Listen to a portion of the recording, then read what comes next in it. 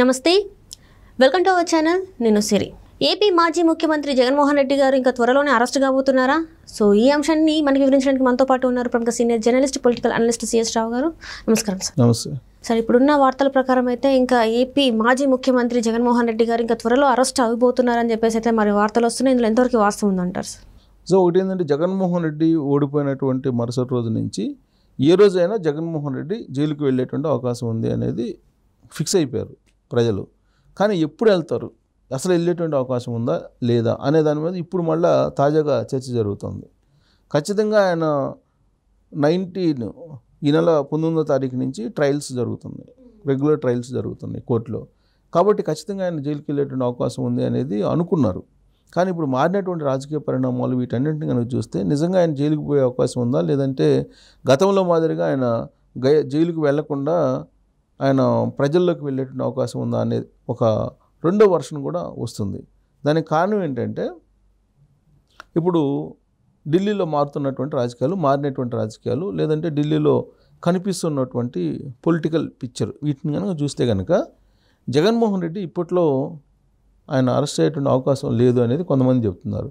ఎందుకు లేదు అని చెప్పి ఒక క్వశ్చన్ వేసుకుంటే కనుక, నరేంద్ర మోడీ ప్రధానమంత్రిగా ఉన్నంతకాలం జగన్మోహన్ రెడ్డి అరెస్ట్ కాడు అనేది కొంతమంది బల్లగుద్ది చెప్తున్నారు. దానికి కారణం ఏంటంటే, అసలు నరేంద్ర మోడీయే కదా కాపాడింది జగన్మోహన్ రెడ్డిని. అసలు జగన్మోహన్ రెడ్డిని ముఖ్యమంత్రి కావడానికి కానీ, లేదంటే బెయిల్ మీద అతను కంటిన్యూ కావడానికి కానీ, వ్యక్తిగత హాజరు నుంచి కోర్టులో ఆయన ఉపశమనం పొందటంలో కానీ మొత్తం టోటల్గా నరేంద్ర మోడీ అనేది కొంతమంది చెప్తూ ఉన్నారు. అలాంటి అభిప్రాయం చాలా బలంగా కూడా ఉంది. చంద్రబాబు నాయుడిని రాజమండ్రి సెంట్రల్ జైలుకి పంపించడం వెనక కూడా నరేంద్ర మోడీ ఉన్నారు అనేటువంటి ఒక ప్రచారం కూడా చాలా బలంగా జరిగింది. సరే, దాంట్లో మనం నిజం ఉంది, ఖచ్చితంగా నరేంద్ర మోడీ చేశారని చెప్పి మనం చెప్పడానికి కూడా లేదు. ఎందుకంటే జ్యుడిషియరీ వ్యవహారం, కోర్టులో ఉన్నటువంటి వ్యవహారం, కోర్టుల మీద పొలిటికల్ ఒత్తిడి ఉంటుంది అనేది జడ్జెసే చెప్తున్నారు. కానీ ఈ జగన్మోహన్ రెడ్డి విషయంలో ఎవరి ఒత్తిడి ఉంది, ఎవరి ఒత్తిడి కారణంగా అతను 10 సంవత్సరాల పైగా ఇప్పుడు బెయిల్ మీద కంటిన్యూ అవుతున్నాడు. అసలు మొత్తం జ్యుడిషియరీ చరిత్రలోనే, హిస్టరీలో మొత్తం న్యాయ వ్యవస్థ చరిత్రలోనే 10 సంవత్సరాలకు పైగా బెయిల్ మీద ఉన్నటువంటి పొలిటికల్ లీడర్ కానీ, లేదా మామూలు ఎలాగ ఉండరు, మామూలు కష్టం, పొలిటికల్ లీడర్ లేరు. దీన్ని ఒక సబ్జెక్ట్ కింద తీసుకొని న్యాయశాస్త్రంలో పొందుపరచాలనేటువంటి ఒక ఆలోచన కూడా ఇప్పుడు తీసుకొస్తున్నారు.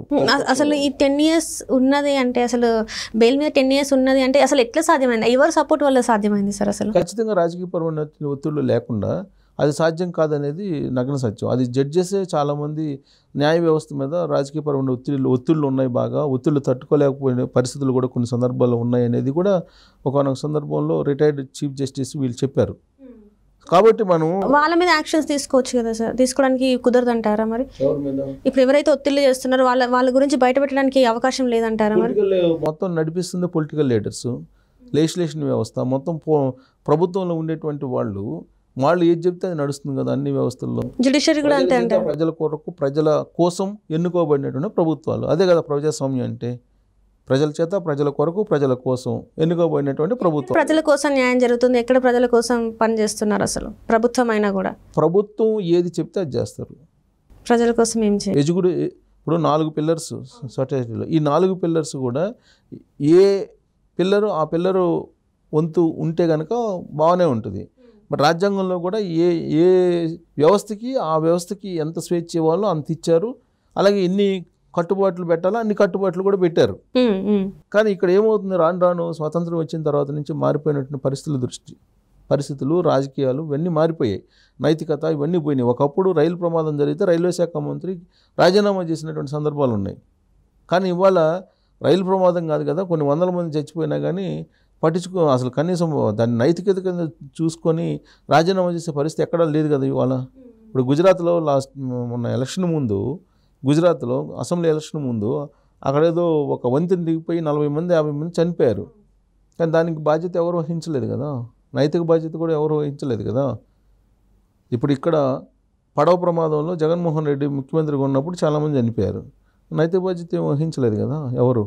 పర్యాటక శాఖ మంత్రి కానీ, లేకపోతే ఇంకొకరు కానీ ఎవరు నైతిక బాధ్యత వహించలేదు కదా. ఒకప్పుడు లాల్ బహదూర్ శాస్త్రి లాంటి వాళ్ళు ఉన్నప్పుడు అలాంటప్పుడు చిన్న ఇన్సిడెంట్ జరిగినా కానీ దానికి నైతిక బాధ్యత వహిస్తూ వాళ్ళు పదవుల నుంచి దిగిపోయేవాళ్ళు.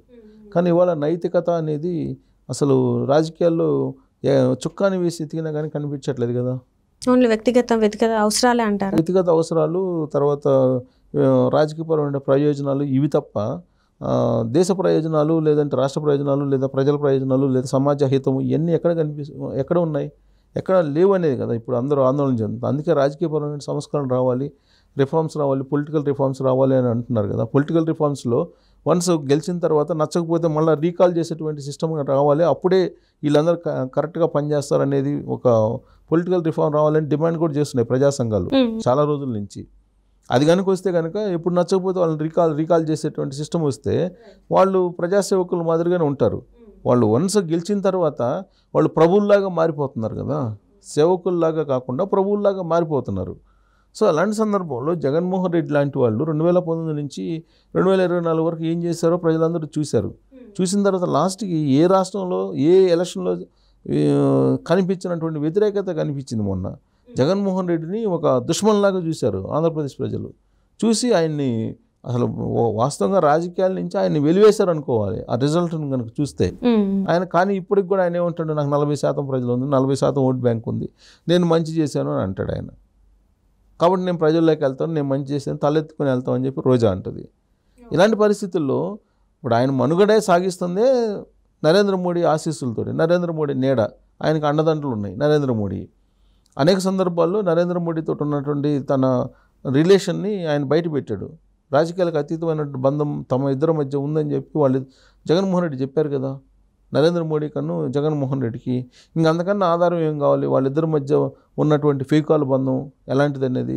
ఆ ఫేకాల్ బంధం ఉన్నంత వరకు జగన్మోహన్ రెడ్డి అరెస్ట్ కాడు. అందుకే ఆయన ధైర్యం ఏం పీకలేరు అంటుంది.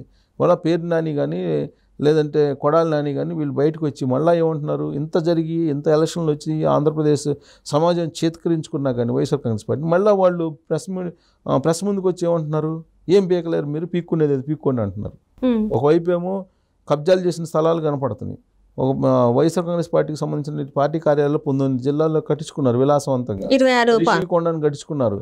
ఇవన్నీ బయటకు వస్తున్నాయి. ప్లస్ ఇంకోటి మైనింగ్లో కానీ లేదంటే బెవరేజెస్ కార్పొరేషన్లో కానీ కొన్ని వేల కోట్ల రూపాయలు దుర్వినియోగం అయ్యాయని చెప్తున్నారు. అలాగే ఫైనాన్స్ డిపార్ట్మెంట్లో చూస్తే, జిఏడిలో ఫైనాన్స్ డిపార్ట్మెంట్లో కనుక చూస్తే అక్కడ ఎవరెవరికి ఎంత డబ్బులు ఇచ్చారో కూడా తెలియనటువంటి పరిస్థితి. ఇన్ని అవకతవకలు అక్రమాలు పెట్టుకున్నప్పటికి కూడా మేము ప్రజలకు మంచి చేస్తాం, మేము ప్రజల్లోకి వెళ్తామని చెప్పి అంటున్నారు. ఏం పీక్కోండి అని చెప్పి అంటున్నారంటే నరేంద్ర మోడీ సపోర్టు, కేంద్ర ప్రభుత్వం యొక్క సపోర్ట్ లేకపోతే జగన్మోహన్ రెడ్డి ఆ విధంగా మాట్లాడతారా? జగన్మోహన్ రెడ్డి మనుషులు పేరుని నాని కొడాలి నాని లేదంటే రోజా మాట్లాడుతున్నారంటే వాళ్ళు ఇప్పటికి కూడా భయపడినటువంటి పరిస్థితి ఉంది. అంటే 164 మంది కూటమికి ప్రజలు ఇస్తే 11 మందితో ఉన్నటువంటి పార్టీ పీక్కోండి అన్నారంటే వాళ్ళు ఏ ధైర్యంతో అన్నట్టు. అంటే మరి ఈ త్వరలో నిజంగానే మరి జగన్మోహన్ రెడ్డి గారు అరెస్ట్ ఉందంటారా? ఇవన్నీ కనుక చూస్తుంటే జగన్మోహన్ రెడ్డి ఇప్పట్లో అరెస్ట్ అయ్యేటువంటి పరిస్థితి లేదు. ఇప్పటికీ కూడా పీక్కోమన్నారు కదా వాళ్ళు, ఏం పీక్కోమన్నారు కదా. దాని అర్థం ఏంటి, మీరేం చేయలేరు, అరెస్ట్ చేయలేరని. ఎందుకని అరెస్ట్ చేయలేరంటే పైన గాడ్ ఫాదర్ ఉన్నాడు. సో పైన గాడ్ ఫాదర్ ఉన్నారు కాబట్టి ఇప్పట్లో జగన్మోహన్ రెడ్డి అరెస్ట్ అయ్యేటువంటి పరిస్థితి లేదు. అందుకే ఆయనేమో జనాల్లోకి వెళ్ళాలని ప్లాన్ చేసుకుంటున్నారు. వీళ్ళేమో పీక్కోండి మేము చేసేది నేను చేసాం కదా, మీ చేత ఏం చేసుకోండి అంటున్నారు.